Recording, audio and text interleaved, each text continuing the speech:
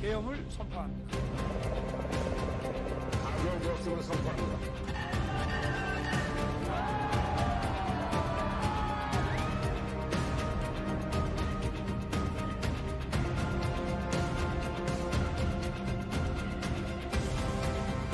네, 계엄 선포로 시작된 혼란이 116일째 이어지고 있습니다.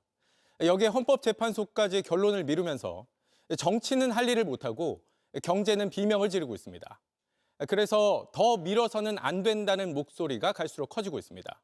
문형배, 이미선 재판관이 퇴임하는 다음 달 18일마저 넘길 경우 이런 국가 운영체제의 마비 상태가 기약 없이 길어질 수 있습니다. 먼저 김태형 기자입니다. 헌법재판소가 다음 달 18일까지 결론을 내리지 못하고 문형배, 이미선 두 재판관이 퇴임하면 헌법재판소는 6명의 헌법재판관만 남게 됩니다. 심판 정족수인 7명을 채우지 못하면서 윤석열 대통령에 대한 탄핵 심판 심리는 중단됩니다. 제 기능을 못하는 식물 헌재 우려가 현실이 되는 겁니다. 후임 재판관 2명을 곧바로 임명해서 결론을 내려야 하는데 이 과정 역시 순탄하긴 어려울 것으로 보입니다. 문형배, 이미선 두 재판관은 지난 2019년 4월 문재인 당시 대통령이 대통령 몫으로 임명했습니다.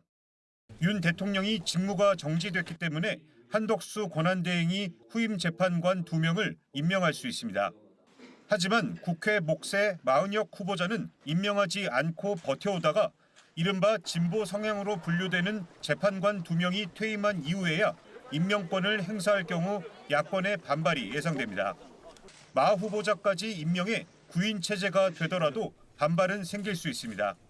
반대로 여권에선 구인 체제로 완성된 헌재가 결론을 냈기 때문에 정당성 문제는 이미 해소된 것이라고 주장할 가능성이 큽니다. 한 대행이 재판관 2명을 임명하지 않은 채 식물 헌재가 지속될 경우 탄핵 심판은 180일 내에 해야 한다는 법 조항은 사실상 무력화됩니다. 윤 대통령의 남은 임기 2년을 한 대행 체제로 갈 수 있다는 우려마저 나오는 배경입니다. 결국 헌법재판소가 탄핵이든 인용이든 4월 18일 전에는 결론을 내야 한다는 목소리가 더욱 커질 것으로 보입니다. JTBC 김태형입니다.